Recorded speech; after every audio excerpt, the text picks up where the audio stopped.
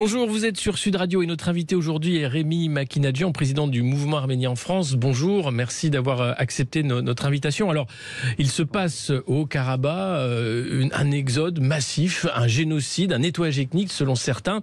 La République du Haut-Karabakh cesse son existence. C'est un décret qui annonce la fin de cette existence, proclamé par Samuel Shaharmanian, le jeudi 28 septembre. Il a annoncé que toutes les institutions gouvernementales et organisations seront dissoutes au 1er janvier. C'est des milliers d'Arméniens qui sont sur la route qui était bloquée par l'Azerbaïdjan, qui a été ouverte. On parle de 80 000 réfugiés, 120 000 qui sont amenés à rejoindre l'Arménie après des mois de blocus. Qu'est-ce qu'il se passe? Est-ce que vous pouvez nous dire rapidement quelle est la situation actuelle? Vous avez des proches qui sont là-bas au Haut-Karabakh. Oui, tout à fait. Tout d'abord, merci pour votre invitation, cher Alexis. Je voudrais, pour que les auditeurs puissent comprendre simplement qu'est-ce que... alors vous avez dit le Haut-Karabakh, qui est en réalité la dénomination russe du territoire. En arménien, on le dénomme l'Artsakh. Qu'est-ce que l'Artsakh?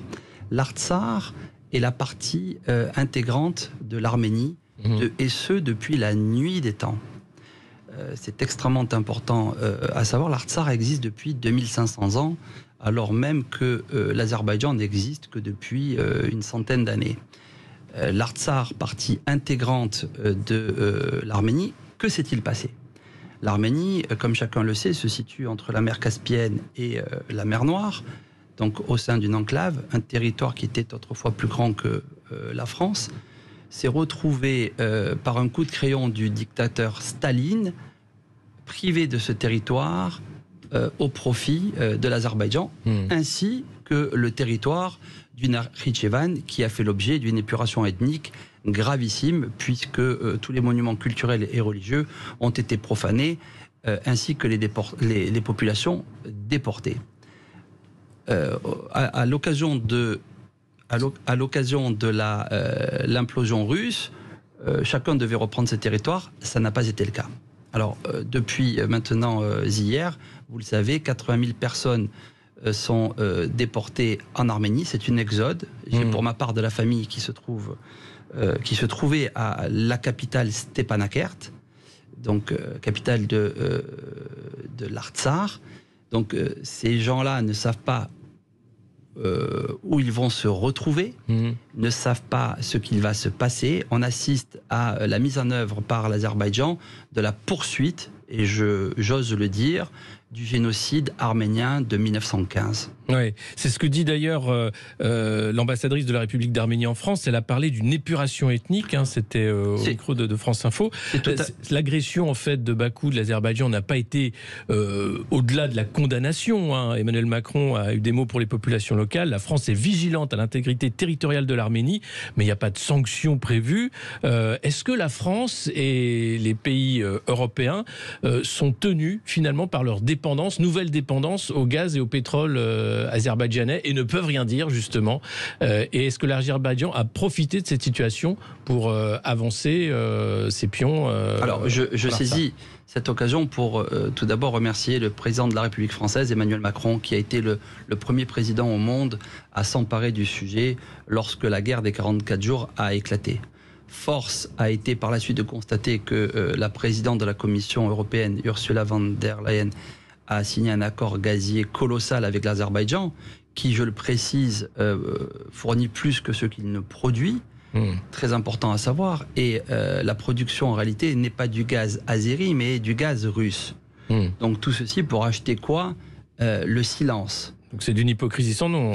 Hors norme, oui. Sans nom. Donc, effectivement, je crois qu'aujourd'hui, au-delà des propos, au-delà des engagements du président de la République, nous devons avoir un courage politique pour aller au-delà et faire barrage à l'Azerbaïdjan, à la Turquie, associée de la Russie. Mais on voit bien, c'était le 20 septembre, il y avait l'Assemblée générale de l'ONU. La France a réclamé une réunion d'urgence du Conseil de sécurité pour dénoncer cette offensive injustifiable. Le secrétaire général des Nations Unies, Antonio Guterres, lui a appelé un arrêt immédiat des combats. Et on voit qu'en réalité, il ne s'est rien passé. Il n'y a aucune sanction prévue contre l'Azerbaïdjan. Et aujourd'hui, c'est des milliers de personnes qui se retrouvent déplacées, qui laissent leur maison, leurs souvenirs, leurs morts aussi. Il y avait un témoignage de cette grand-mère qui partait et qui laissait la sépulture de son mari, la maison dans laquelle elle avait vécu 60 ans. Tout ça dans une indifférence quand même assez choquante de la part des pays européens qui sont prompts à dénoncer quand même les injustices et les agressions qui sont non autorisées et inacceptables. C'est un drame humanitaire en effet sans nom.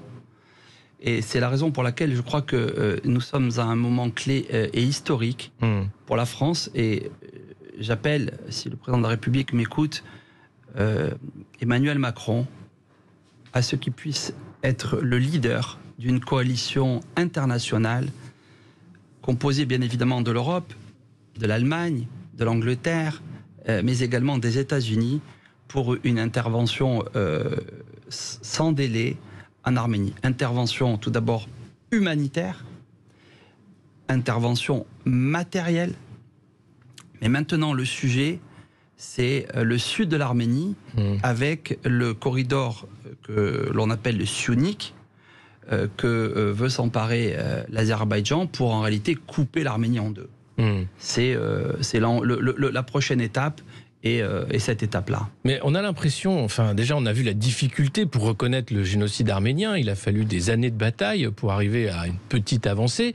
On a l'impression que l'Arménie est systématiquement abandonnée entre d'un côté l'Azerbaïdjan, la Turquie, la Russie, comme si les grands pays autour pouvaient faire un peu ce qu'ils voulaient et que l'Arménie était dépossédée, désemparée, et peu importe les appels à l'aide qu'on a pu entendre ces derniers mois. Bah écoutez, encore une fois, je crois que seul le courage politique peut permettre de contrer cela, parce que on le voit bien, hein, on peut chanter les plus belles chansons de Charles Aznavour, mais si c'est pour laisser les Arméniens, entre guillemets, subir un second génocide après celui de 1915, ce n'est plus la peine de chanter Charles Aznavour. Mais qu'est-ce qui va se passer sur ces déplacés Est-ce qu'il y a éventuellement la possibilité d'un retour? On a entendu le président azerbaïdjanais Ilham Aliyev qui a promis des droits garantis et même une visite de l'ONU en disant ne partez pas, vous pouvez vivre en Azerbaïdjan, c'est un pays multiculturel. Est-ce qu'on peut croire à ce que dit le président azerbaïdjanais, ou est-ce qu'il y a un risque de violence pour les gens qui souhaiteraient rester en pensant que l'Azerbaïdjan va donner des gages? Le risque a déjà commencé, le risque est en cours. Nous savons, et nous avons des informations, nous avons des vidéos qui tournent sur les réseaux, que le dictateur Aliyev ne garantira en aucun cas la sécurité des Arméniens qui pourraient rester sur le territoire de l'Artsakh. Et c'est la plus grosse supercherie au monde que de vouloir faire prendre des vessies pour des lanternes à la communauté internationale. Donc les Arméniens, aujourd'hui, pour se sauver, pour sauver leur peau, doivent se réfugier en Arménie dans l'espoir que les familles puissent les accueillir, le temps qu'on puisse les installer dignement, respectueusement, parce qu'il y a des femmes, des enfants, des personnes âgées, et que vont-ils devenir? C'est un drame hors norme, et en ce qui me concerne, j'ose aussi vous le dire à votre antenne, depuis lors, je n'arrive plus à fermer l'œil à dormir normalement, parce que j'en suis traumatisé. Les nouvelles qui viennent de là-bas donc sont peu rassurantes. Ce rapatriement se fait un peu dans la précipitation. Est-ce que les autorités arméniennes organisent quand même ce rapatriement? Est-ce qu'il y a une volonté forte de la part de la communauté arménienne d'aider? Est-ce qu'on peut aider aussi si on le souhaite? Oui, alors évidemment. Nous avons demandé, nous demandons de l'aide à la France, à l'Europe, mais tout un chacun peut aider avec ses propres moyens. Évidemment, nous sommes très mobilisés. L'Arménie, quant à elle, a mis en place des bus pour récupérer les populations et les rapatrier sur le sud de l'Arménie. Nous, ce que nous disons maintenant, c'est que l'Arménie doit sortir de sa relation de l'OTSC avec la Russie. Puisque nous avons pu le constater, c'est plus la peine de s'en cacher les yeux, on ne pourra plus jamais compter sur la Russie et former de nouvelles alliances européennes, parce que l'Arménie a vocation, à être dans l'Europe.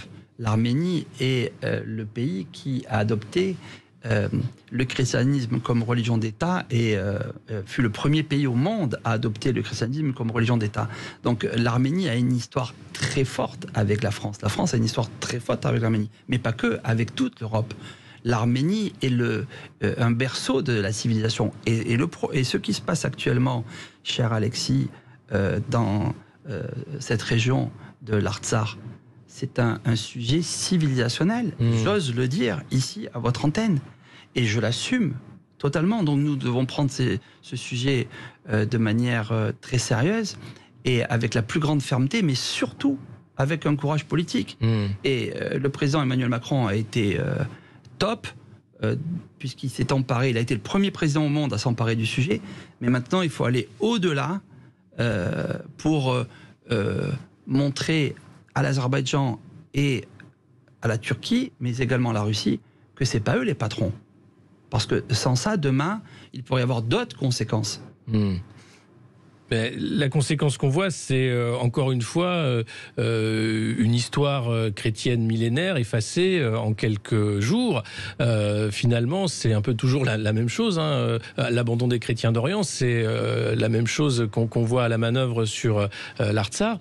Est-ce que la guerre en Ukraine a totalement changé la donne? Est-ce que c'est parce que justement la Russie a besoin du soutien de Bakou dans cette guerre en Ukraine qu'elle a lâché le Haut-Karabakh, alors que auparavant l'armée russe, rappelons-le, était du côté de l'armée arménienne pour défendre cette enclave. Alors il aura fallu à l'armée russe 44 jours pour intervenir et arbitrer un cessez-le-feu. Donc, si l'armée russe avait été effectivement et réellement aux côtés des Arméniens, elle n'aurait pas laissé l'Azerbaïdjan embraser le territoire. Donc la guerre en Ukraine est un prétexte supplémentaire pour le Kremlin et pour Poutine, auquel je pense qu'il n'en a rien à faire, puisque ses intérêts sont principalement liés avec l'Azerbaïdjan et la Turquie. Et on a tous les éléments qui nous permettent de l'affirmer aujourd'hui. Et quel est le jeu de la Turquie? Parce qu'on voit Recep Tayyip Erdogan être un peu à la manœuvre dans beaucoup de régions. Là, quelle est la position de la Turquie par rapport au Karabakh? La position de la Turquie, c'est de pousser avec l'Azerbaïdjan pour justement cette partie du territoire sud de l'Arménie, que l'on appelle le Sunnik, et avoir donc un couloir qui relie directement leur pays sans avoir la contrainte de passer par l'Arménie. De toute évidence, et en plus de couper l'Arménie en deux. Donc la question, c'est quelle est la prochaine étape? Est-ce que la prochaine étape, c'est Yerevan, la capitale de l'Arménie? Donc il est pour cette raison-là extrêmement important qu'on puisse protéger la souveraineté de l'Arménie, mais également sa sécurité, qui est reconnu par la communauté internationale, je le rappelle. Oui, mais là encore, reconnus sont des textes. Il y a eu ce que je disais, les mots d'Emmanuel Macron, qui assurent que la France était vigilante à l'intégrité territoriale de l'Arménie. Mais aujourd'hui, est-ce qu'il y a des troupes françaises, européennes, de l'OTAN qui sont proches de l'Arménie, qui seraient prêtes à intervenir, ou simplement l'ONU? Est-ce que l'ONU est en train de prendre l'ampleur de ce qui se passe? Alors, il semble que les choses sont en train de bouger et que notre souhait consiste à dire qu'il est urgentissime qu'une base militaire puisse s'installer sur toute cette zone-là pour protéger à la fois la frontière sud arménienne, mais tout le territoire qui risquerait demain de faire l'objet de la part de l'Azerbaïdjan associé de la Turquie d'une poursuite de leurs actes. Et est-ce que il est possible, alors pas dans l'immédiat, puisque là on parle de déplacement de population, mais un jour que les déplacés retrouvent leur maison, leur vie, leurs souvenirs en Artsakh? Il a fallu des dizaines et des dizaines d'années pour que cette situation arrive. Nous pouvons former le vœu et l'espoir que oui, encore une fois, je crois que seul le courage politique peut permettre effectivement de rétablir les choses. Mais le courage politique, c'est un mot qui a un sens. Et effectivement, nous pousserons de toutes nos forces pour qu'on puisse œuvrer dans ce sens-là, Mais actuellement, il faut qu'on gère la situation telle qu'elle est. Et telle qu'elle est, c'est que c'est une exode, c'est une épuration ethnique, et c'est un drame humanitaire que nous sommes obligés de gérer sans délai, c'est tout de suite. Alors oui, on va faire les démarches par la suite nécessaires pour tenter de rétablir les équilibres. Mais quand on a affaire à 2 dictateurs, peut-être même 3, je dirais, avec Poutine, il faut composer avec. Et qui aura le courage d'une coalition et de dire les choses ? La question, elle est là, quelque part. Merci beaucoup. Merci à vous. Rémi, d'avoir accepté notre invitation, président du mouvement arménien. On va suivre, bien sûr, ce qui se passe Alors, moi, Karabakh. j'aimerais, Alexis, si vous me le permettez, vous offrir un livre qui s'appelle « Les trésors menacés d'une civilisation en Artsakh ». Parce que il faut savoir que l'Artsakh comptait des milliers de monuments culturels et religieux pour avoir été réduit à quelques centaines, profanés par les Azéris. C'est un... Merci, on va voir ça hors antenne. Voilà, ça me fait très plaisir de vous... Ton lit, des punaises de lit. À l'hôpital, des punaises de lit. Dans le train, dans le métro, à la crèche, à l'école, des punaises de lit. C'est le blockbuster 2023, l'invasion des punaises de lit. Regardez, ils sont là. Ils sont dans les campagnes, dans les villes. Je parlais de votre parti. Ils sont sur les réseaux sociaux. Ils sont partout. Oui, c'est un petit insecte de la taille d'un pépin de pomme qui a un corps de forme ovale, brun et sans ailes. Un adulte à jeun mesure 5 à 7 mm de long, on le voit. Après s'être nourri, il grossit légèrement et prend une teinte rouge. C'est un rouge-brun donc. La punaise de lit se nourrit la nuit principalement de sang humain. 90 piqûres la nuit. On aura donc aucun répit. On a eu le Covid, on a eu la canicule, et maintenant c'est l'invasion des punaises de lit. Elles avaient disparu depuis les années 50, mais depuis la fin des années 90, les punaises de lit sont revenues en force, et les raisons de cette recrudescence ne sont pas clairement connues. Alors on parle de l'accroissement des voyages internationaux, de l'apparition aussi de résistance à certains insecticides qui ont fait que les infestations de punaises de lit ont augmenté. Et c'est devenu un sujet politique majeur, un problème de santé publique pour Mathilde Panot de la France Insoumise qui était au micro de Sud Radio ce matin. On est sur un fléau où on voit que dans tous les espaces communs se retrouvent ces punaises de lit avec un enfer qui sont vécus par des millions de gens qui ne savent pas comment s'en débarrasser. Alors ce que nous demandons, c'est d'abord et avant tout que les punaises de lit soient reconnues comme un problème de santé publique. Qu'on arrête de dire aux gens, débrouillez-vous tout seul, c'est votre problème individuel. Eh oui, c'est pas un problème individuel, c'est vraiment un problème de société. Il y a les Jeux Olympiques et Paralympiques qui arrivent à Paris, et Paris est infesté de punaises de lit. Anne Hidalgo, la maire de Paris, demande à l'État un plan de lutte contre les punaises de lit avec un mécanisme de déclaration obligatoire et l'accompagnement des particuliers par une prise en charge financière. C'est son premier adjoint, Emmanuel Grégoire, qui souhaite aussi que le risque psychologique après une telle infestation soit aussi pris en charge. Et puis, de son côté, c'est Clément Beaune, le ministre des Transports, qui a annoncé qu'il réunira la semaine prochaine les opérateurs de transport pour informer sur les actions engagées et agir davantage au service des voyageurs pour rassurer et protéger, puisque les punaises de lit sont aussi dans les métros, les trains, les RER, partout où on prend les transports. Et puis autre débat finalement, Pascal Praud sur CNews qui essaye de faire le lien entre les punaises de lit et l'immigration. On l'écoute. Est-ce qu'on sait pourquoi il y a plus de punaises de lit aujourd'hui? Est-ce lié à l'hygiène? Je vais poser toutes les questions.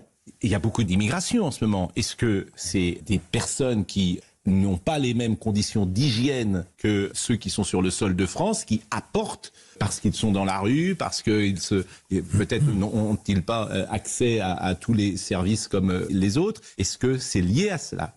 Absolument pas. Alors absolument pas, non, c'est vrai. Réaction immédiate évidemment d'Aurélien Saintoul, député NUPES, qui saisit l'Arcom. Ses propos sont d'un racisme évident. La prudence de Pascal Praud ne cache pas le souvenir de Maurras qui affirmait « L'effroyable vermine des Juifs d'Orient apporte les poux, la peste, le typhus ignoble ». Alors encore un nouveau débat. Voyez, les punaises de lit sont aussi sur les réseaux sociaux, sur les plateaux télé et radio peut-être, que sais-je. Alors, est-ce encore une hystérie collective ou un raz-de-marée de petits insectes rouges-bruns ?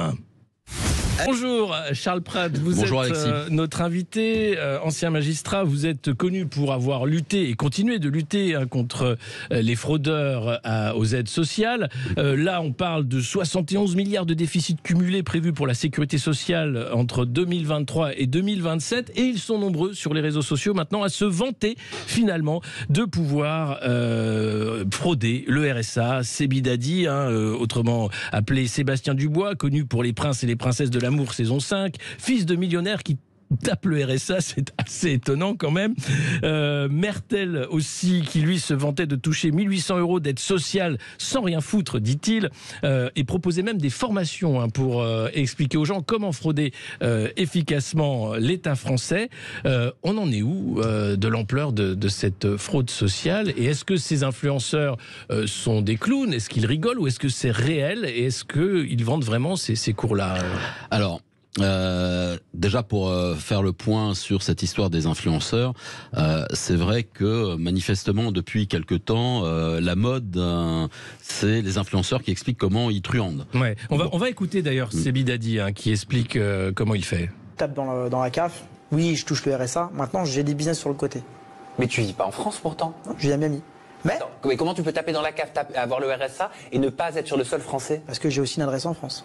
C'est gravissime parce qu'ils sont suivis par des millions de personnes. Ah bah oui, Sébi Dadi, c'est 4 millions et quelques de followers sur Instagram. Alors bien sûr, comme ça fait un peu le buzz, puisque moi là, quand j'ai mis, alors cette vidéo, elle avait fait je crois 1 700 000 vues sur Instagram ou TikTok, je sais plus, il y a quelques jours. Moi quand je l'ai vue, on me l'avait transmise, je l'ai remise sur Twitter. Elle a été reprise aussi par un autre compte, mais bon moi il y a un peu plus de 5 millions de personnes qui ont vu la vidéo sur Twitter que j'ai mise en ligne, et donc ça a légitimement choqué jusqu'à la ministre Aurore Berger qui a déclenché un contrôle et qui explique là hier qu'en réalité il semblerait que Sébi Dadi ait produit un faux document de la CAF et ne serait pas allocataire du RSA. Non, le numéro de matricule c'est une autre personne radiée des fichiers depuis 2013. Alors, à vérifier évidemment, mais j'aurais tendance à dire que c'est encore plus grave.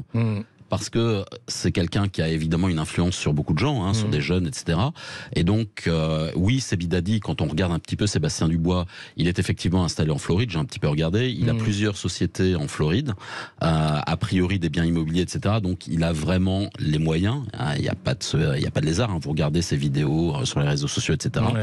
Et donc, de faire ce genre de tenir ce genre de propos publics, c'est dévastateur vis-à-vis d'abord des gens qui sont pauvres et qui eux ont besoin des allocations pour survivre, et vis-à-vis de la moralité ambiante. Et à côté de ça, vous avez donc dans un autre registre le fameux Mertel, donc ça c'était celui de la semaine dernière, on va voir ce qui sera celui de la semaine prochaine. Et donc là lui c'était pareil, et lui par contre il les touchait, les allocations, mais même topo, société créée en France dans une zone franche urbaine pour être exonérée d'impôts, avec un capital détenu à 99-75% par une LLC aux États-Unis, encore une fois, là au Nouveau-Mexique, et gérée depuis le Texas. Et donc avec des mécanismes d'optimisation fiscale qui sont derrière, qui démontrent bien que ces gens-là, ils sont tous sauf stupides. Ils connaissent la musique. Oui, et ils expliquent aux gens comment faire, ce qui est assez grave. Et que fait l'État? Alors, Aurore Berger dit qu'un signalement article 40 au procureur de la République va être fait par le directeur général de la CNAF. Nous ne céderons rien face à ces pratiques scandaleuses et pathétiques. Voilà, c'est tout ce qu'on fait contre Sébi Dadi et Mertel. Saisir donc le procureur qui va faire une enquête, qui verra dans X mois ou années ce qui se passera. Le problème, quand vous regardez, on va parler simplement du RSA, éventuellement la prime pour l'activité, sans même aller au-delà des chiffres d'évaluation officielle, alors qu'on sait qu'ils sont très sous-évalués. Mais déjà, rien qu'en évaluation des chiffres officiels, la CNAF, donc la Caisse nationale d'allocation familiale, nous explique que le taux de fraude au RSA, on est entre 10 et 11%. Oui. La prime pour l'emploi, enfin la prime pour l'activité, qui est aussi une prestation sociale complémentaire du RSA, il détecte à peu près en taux 5 fois moins de fraude qu'en fraude RSA. Mais globalement, l'enveloppe du RSA, c'est une quinzaine de milliards d'euros par an, et l'enveloppe pour la prime pour l'emploi, on doit être à 11 milliards à peu près. Donc vous voyez, vous êtes sur une enveloppe globale de 26 milliards, et donc si vous êtes avec simplement les taux de fraude officiellement reconnus par la CNAF, vous êtes quasiment à 2 milliards d'euros de fraude par an. La réalité est évidemment plus élevée. Mais donc donc évidemment qu'il faut faire quelque chose. Aujourd'hui, on taxe tout le monde sur l'essence, on a réduit les retraites, les pensions de retraite, on va réduire les remboursements de médicaments. Enfin, on voit bien qu'on serre le kiki de tous les côtés, mais ce qui est logique, 3200 milliards de dettes, un peu plus de 3000 milliards d'endettement. Vous l'avez rappelé il y a quelques instants, on prévoit 71 milliards de déficit cumulé de la sécurité sociale d'ici 2027. On va taper 130 milliards de déficit budgétaire chaque année. Donc en réalité, on va finir le quinquennat en 2027 avec quasiment 4000 milliards d'endettement. Et à côté de ça, vous avez les gens qui fraudent et vous avez des influenceurs qui en plus se permettent de raconter n'importe quoi et finalement d'inciter d'une certaine manière à frauder. C'est de l'apologie de fraude. Alors il faut d'ailleurs qu'ils fassent attention parce que la loi 1881 prévoit la complicité des délits commis suite à une provocation directe à commettre la fraude. Mais d'ailleurs, l'avocat de Mertel, qui lui fraudait les aides sociales pour le handicap, explique que son client est effectivement handicapé et cette vidéo prouve qu'il a de graves soucis psychologiques et qu'il faut donc faire attention parce qu'il ne faut pas prendre ça au sérieux. Alors qu'en fait, c'est bien son business de vendre des formations pour faire du dropshipping. Ça va même plus loin parce que quand vous regardez, j'ai remis sur mon compte Twitter d'autres vidéos de Mertel. Il a tout supprimé depuis, beaucoup. Oui, mais il y en a qui sont toujours gardées. Puis moi, j'en ai mis quelques-unes. Non seulement il explique qu'il fait de la fraude aux prestations sociales, mais il explique qu'il arnaquait les gens. C'est-à-dire que son business, c'est lui qui le dit, c'était de vendre comme neuf des iPads, des téléphones, etc., reconditionnés, et donc d'empapaouter le public, soi-disant par conscience écologique. Elle est bonne quand même, celle-là. Et après, il balance un truc complètement surréaliste en disant que, en fait, c'est la technique des femmes qui se font refaire l'hymen pour arriver vierge au mariage. Mon Dieu. Allez voir la vidéo, vous allez tomber de l'armoire, Alexis. C'est impressionnant. Mais ils sont combien, ces influenceurs? Parce que là, on parle de ces bidadis de Mertel. Est-ce qu'il y en a d'autres que vous avez vu? Est-ce qu'il y a un moyen? Parce qu'on a vu déjà, suite à la campagne de Bouba contre les influx voleurs, que l'État a un peu bougé pour dire qu'il y a des pratiques frauduleuses, qu'il faut faire quelque chose. Est-ce que ces gens qui touchent des millions d'internautes, à un moment, vont être mis face à leurs responsabilités d'incitation à la fraude, etc.? C'est une bonne question. Je ne suis pas la police du net et la police des influenceurs, mais bon, moi, à chaque fois quand on me signale qu'il y en a un qui comme ça dérape, j'essaie de le mettre en avant pour faire bouger les choses. Maintenant, la problématique de la fraude aux prestations sociales, de la fraude sociale au sens large, elle est beaucoup plus importante. Vous savez, je le dis toujours, je reprends les chiffres et je vais redire les mêmes chiffres du rapport de la commission d'enquête de 2020, du rapport de la Cour des comptes de 2020, 75 300 000 assurés sociaux pour 68 millions d'habitants en France. Une fois qu'on a dit ça, on a tout dit et on a tout compris. On va en parler en détail juste dans un instant. Justement, on va revenir sur ces chiffres et sur l'ampleur de la fraude et le déni des autorités françaises. À tout de suite. Bonjour, vous êtes sur Sud Radio, on est ensemble jusqu'à 13h avec Charles Pratt, notre invité, pour parler de la fraude aux aides sociales. Et on a en ligne avec nous un auditeur, Philippe de Caen. Bonjour Philippe. Bonjour Monsieur Poulain, bonjour Monsieur Pratt. Bonjour. Bonjour, vous souhaitez réagir, on vous écoute. Oui, alors déjà beau travail pour vos deux livres, Cartel des fraudes 1 et 2. Juste un constat. Bon, travail de l'audit que vous avez fait avec la PAF, police de l'air à des frontières à Tours, je crois, où il y avait donc, vous expliquerez ça mieux que moi, mais en clair, un centre spécialisé qui s'appuie sur des pièces, même des photocopies, donc qui sont dit entre parenthèses officielles qui ne le sont pas. Et donc maintenant, j'aimerais savoir s'il y a eu un travail de fait suite à votre audit aussi à l'Assemblée nationale sur la numérisation des documents et des pièces d'identité. Ça, vous avez été audité, moi je l'ai regardé et j'encourage tous vos auditeurs à vous regarder lors de cette audition. C'est vraiment du grand art. Vous êtes quelqu'un de vraiment parfait. Et dernière petite chose, le croisement des fichiers des personnes, tout simplement. On ne peut pas se permettre d'avoir un déficit que vous évaluez, je crois, tellement que c'est vague, entre 30 et 50 milliards par an. Et non, mais je ne sais pas sur quelle planète on est. Oui, quels sont les moyens mis en œuvre alors, effectivement. Et pendant ce temps-là, vous avez des agriculteurs qui vivent avec 600 balles, 800 balles, et non, il faut arrêter, stop. Voilà. Merci. En tout cas, voilà, Monsieur Pratt. Merci beaucoup, Philippe. Alors, on va donner la parole à Charles Pratt qui va répondre sur la numérisation des documents. Qu'est-ce qui est mis en place aujourd'hui depuis cette commission d'enquête pour avancer dans la lutte contre cette fraude sociale? Alors oui, merci Monsieur Descamps. Écoutez, effectivement, à l'époque, à Bercy, à la délégation nationale de la lutte contre la fraude, on était allé faire une évaluation de la fraude documentaire, donc de l'inscription à la sécurité sociale des personnes à l'étranger sur la base de faux documents.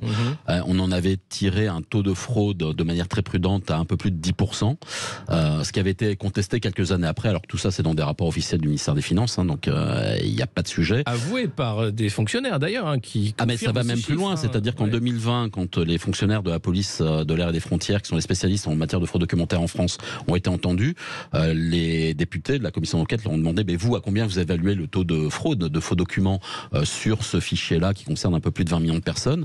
Et le commissaire divisionnaire de police, le patron du service, et il y avait le directeur de la PAF nationale qui était là, il dit, nous, selon nos critères, on doit rejeter un tiers des dossiers. C'est-à-dire que ça allait même beaucoup plus loin, vous voyez.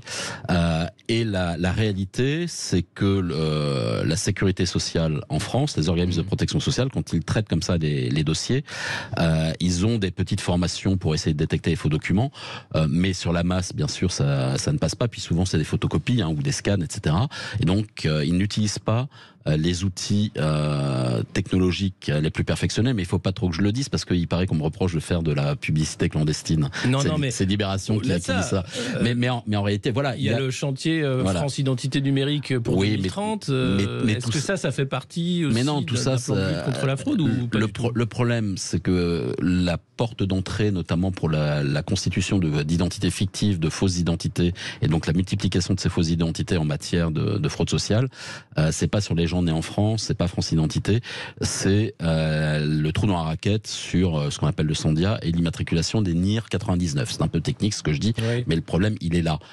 Et donc ça ne va pas être géré par l'identité numérique. On ne regarde pas où il faut en fait. Vous êtes en train de nous dire qu'on va faire une carte d'identité numérique surtout, qui ne va pas servir à ça. Voilà, on va travailler sur les flux et pas sur les stocks. Et donc on a un vrai sujet effectivement, et on en parlait juste avant la coupure publicitaire. Plus de 75 millions d'assurés sociaux pris en charge d'après la Cour des comptes sur le rapport de 2020, contre à l'époque 67 millions d'habitants. Aujourd'hui, en 68 millions d'habitants. Vous prenez les tout derniers rapports. Le tout dernier rapport, c'est celui de l'Inspection générale des finances et de l'Inspection générale des affaires sociales d'avril 2023, remis à Gabriel Attal, où il pointait encore 73 100 000 personnes pris au RNIAM, simplement sur l'assurance maladie. Le RNIAM, c'est le répertoire national interrégime des bénéficiaires de l'assurance maladie. Voilà, pour 68 millions d'habitants. Et l'IGF et l'IGAS, les deux inspections, écrivent noir sur blanc.